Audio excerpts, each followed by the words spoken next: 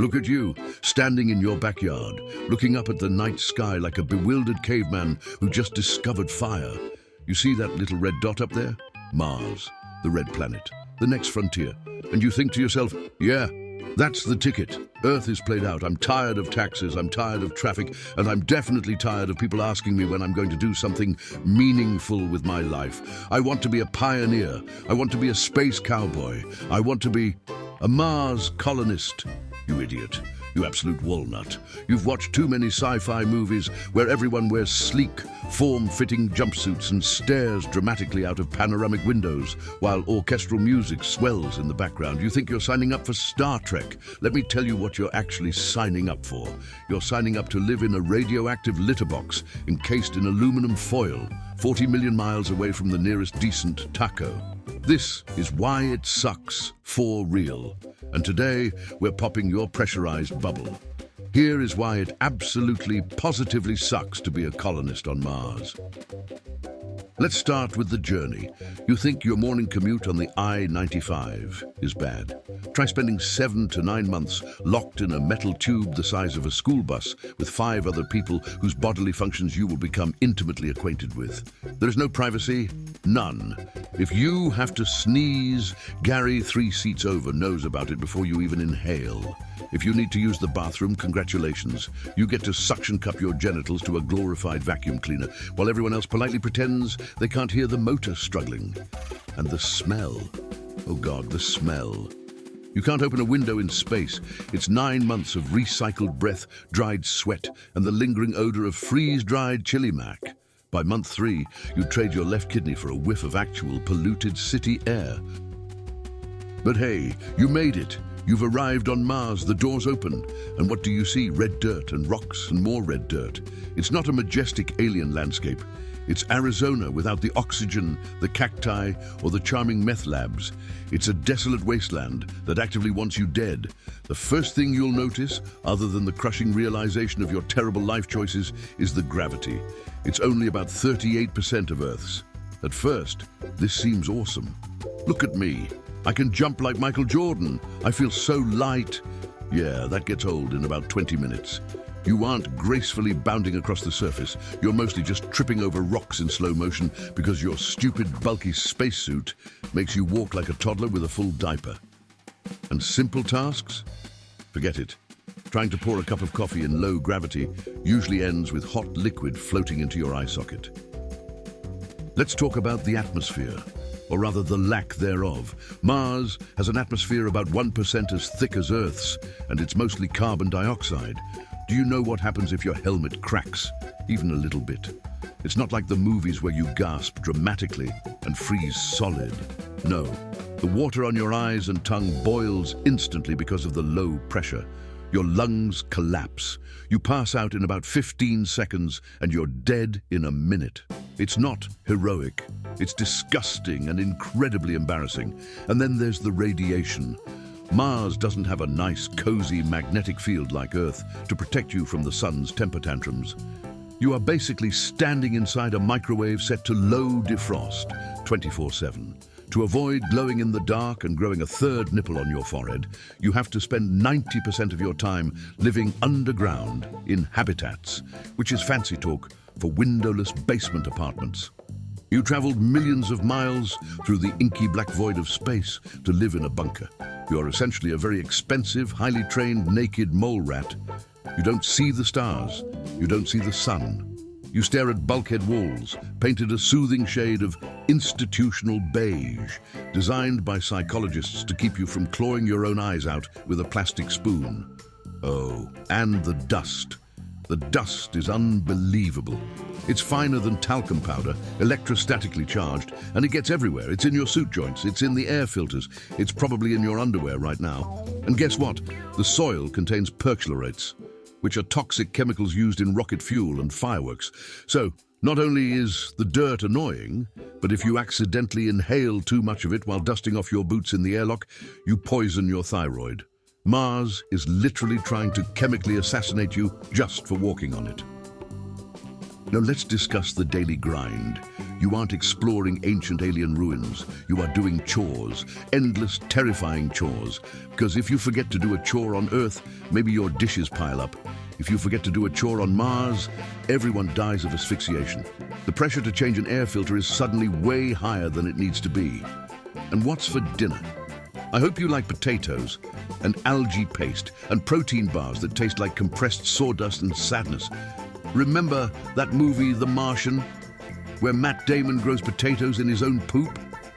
Yeah, that's pretty much the highlight of Mars cuisine. You are farming in soil that is technically poisonous, using fertilizer made from your crewmate Gary's Taco Tuesday remnants. Bon appetit. Everything is recycled. Everything. Let me be crystal clear about this. You are drinking your own pee. Oh sure, they send it through $1 million filtration system that makes it purer than bottled water on Earth. Intellectually, you know it's clean. But emotionally, every time you lift that glass to your lips, a little voice in the back of your head whispers, "That used to be Gary's asparagus pee." It changes a man. Let's talk about hygiene. Showers? Forget it. Water is too precious to just spray over your disgusting body. You get sponge baths with wet wipes. You are perpetually sticky. You smell like a gym sock that's been left in a hot car for 3 weeks. And the toilets. Space toilets are complicated, temperamental nightmares. If you miss the target zone by ½ an inch, you aren't just making a mess. You are creating a biohazard containment situation that requires 3 people and a checklist to resolve. Going number 2 shouldn't require a mission briefing. But at least you have cool roommates, right? Fellow brave explorers, wrong. You're stuck in a tin can with the same 6 people for 2 years. You know every story they have. You know exactly how they chew their algae paste. You know the precise frequency of Gary's snoring. On Earth, if your roommate is annoying, you go for a walk. On Mars, if you go for a walk to cool off, your blood boils and you die. So you just sit there stewing in rage, while Karen explains her theories on Martian geology for the 400th time. Loneliness isn't the problem is the total lack of solitude. You can hear everyone breathing. You know when they are sleeping, you know when they are awake. It's like living in a really intense hostel that you can never check out of. But I can talk to my family on Earth, you say. Yeah, about that. The distance between Earth and Mars means there is a light-speed communication delay. At best, it's about 3 minutes one way. At worst, it's over 20 minutes. There are no phone calls, no Skype, no Zoom. You send a video message, "Hey Mom, I'm sad and I smell like pee." Then you sit there for 40 minutes staring at the wall until her reply comes in. "That's nice, honey. Your cat threw up on the carpet today." It's agonizing. You can't have a conversation. It's just sending digital postcards into the void. And here is the deepest circle of hell, the internet. There is no real-time internet on Mars. You want to Google something? 20-minute wait for the search results page to load. You want to watch Netflix? Forget it. You have to put in a request for them to beam a movie to the Colony server, which takes hours.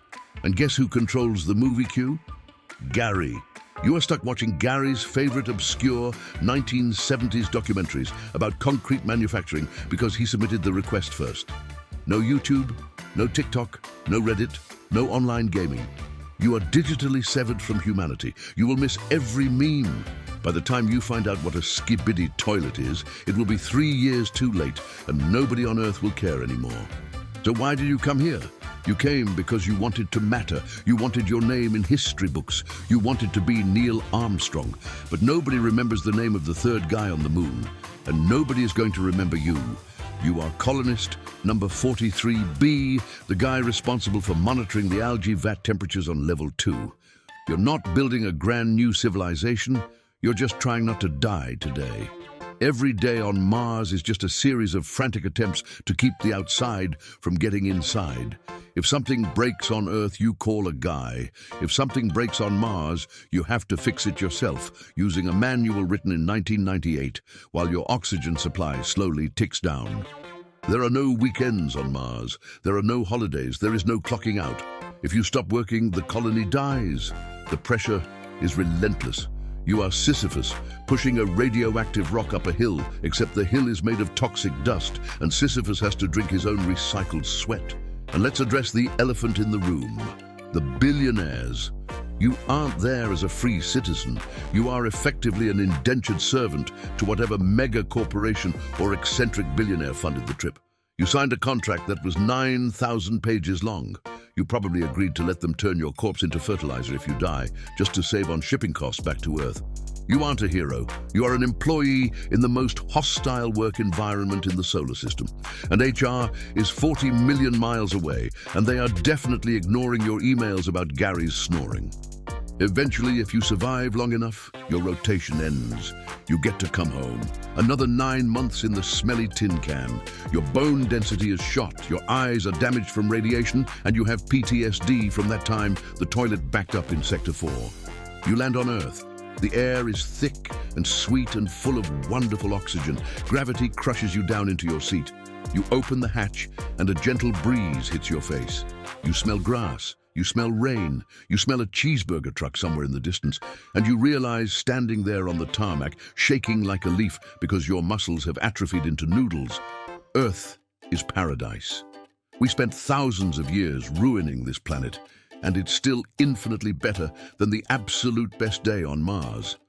So yeah, being a Mars colonist, it sucks. It sucks for real. Stay on Earth, kids. The commute is better, and you don't have to drink Gary's pee. Thanks for watching. Like and subscribe so I can afford enough therapy to cope with making these videos. Now get out of here.